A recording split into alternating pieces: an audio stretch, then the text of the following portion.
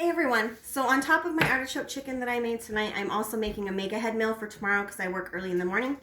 And I'm using my Instant Pot because it doubles as a slow cooker. So I'm just going to get everything in this tonight, put the lid on it, and leave it in the fridge, and then in the morning I can throw it right in here. Kyler wanted to say hi. I'm taking a lot of help from the store. I'm making chili verde, I guess I should say. But I'm taking a lot of help from the store because I didn't want to go through the whole thing of peeling the tomatillos and feeling that weird film that they have on them. It just creeps me out. But you can do that. You can do this all authentic and get the Anaheim green chilies and roast them and get the onions and chop them up. You could even roast those for a little while. That would be really good. But I don't feel like doing any of that. I just want a nice hearty meal that's, I season myself obviously, but I don't have to do so much work. I just have to throw it in a pot and get it done. I'm doing this with pork as well. These are just some little pork chops that I bought from Walmart. And I'm going to leave these just as they are and throw them in, and then they'll cook with my meal, and I'll kind of shred them at the end. But you can do this on the stove. Will you quit? You can do this on the stove. What I would do if I was doing that, you can also do a roast, like a pork roast, and throw that in there, and it'll cook the same way, and you can shred it. But you can do this in just like a regular stock pot. Take your pork, chop it up, give it a good fry, throw your sauces in, your seasonings, and lots of cilantro, and let it boil for a little bit on the stove, and it'll be just fine as well. This is just easy because tomorrow I have to work, and I don't want to do a whole lot when I get home. I'm exhausted already, and so I'm doing a make ahead meal.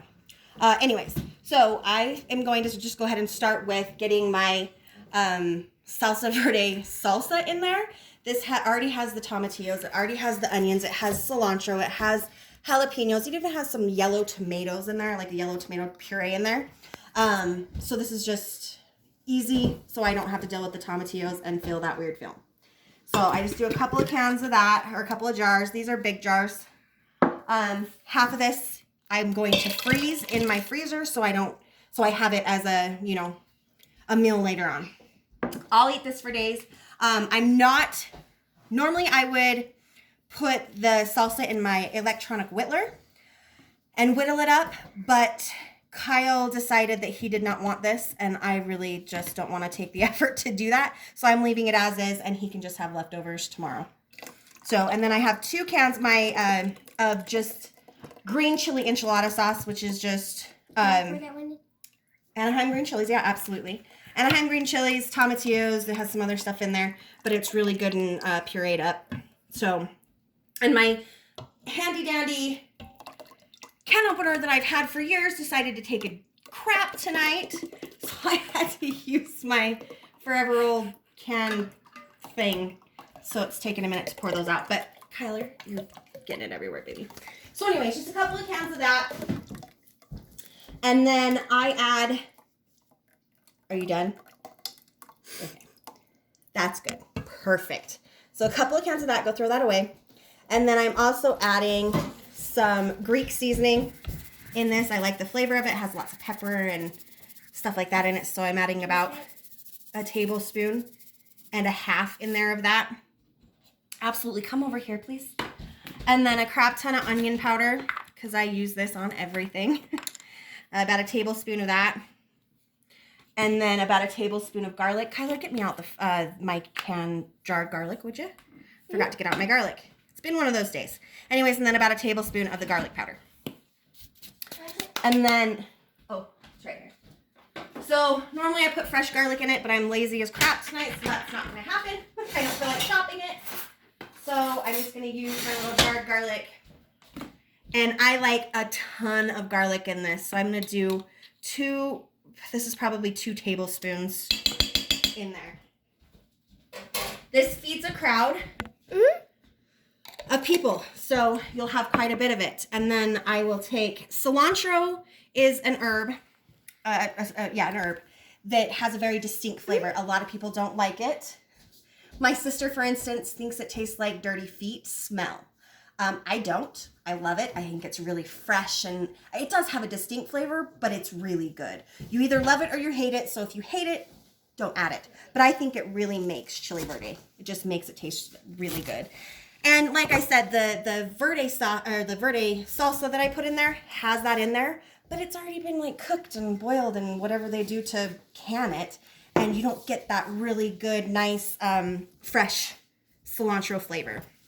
So I always add a bunch more, and I just give it a coarse chop. I don't chop it super fine or anything like that. Just a little coarse chop. Throw it all in there. Some of the stems are in there. Some people say the stems are nasty. I don't think so. Like, I wouldn't want like a huge piece, but I think it's all delicious. So I'll throw that in there, and that's quite a bit.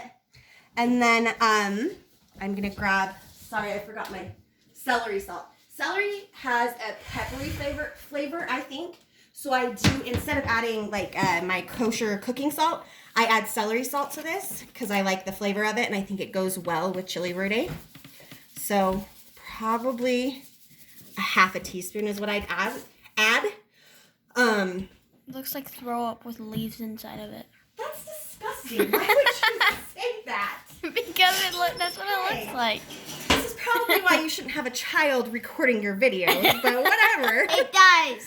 Gross, you guys. Come on. No, seriously, it looks exactly like throw up. Okay, that's enough. Seriously, that's enough. Anyways, so then you have your chili verde. And then I just throw my pork chops in there. Like I said, I'm going to leave them as they are. And then once this is done tomorrow, I will shut it up. And then we eat this with just flour tortillas with butter and salt on them.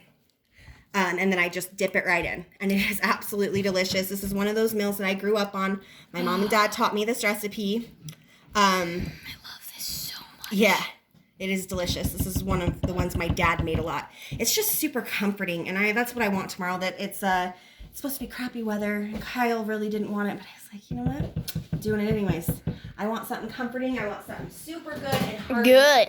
Yep, and that's what this meal is. So, like I said, that's it.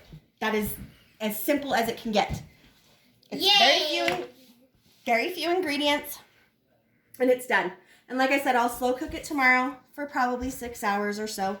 Kyle's home at 11, so he'll stir it at that point, and then when I get home at 1, I'll stir it again and taste it at that point because the pork should be cooked, and then make sure my salt content and everything is done. I'll post a picture of the actual plating and everything tomorrow, and I hope you guys try it and you like it. So thanks. Bye.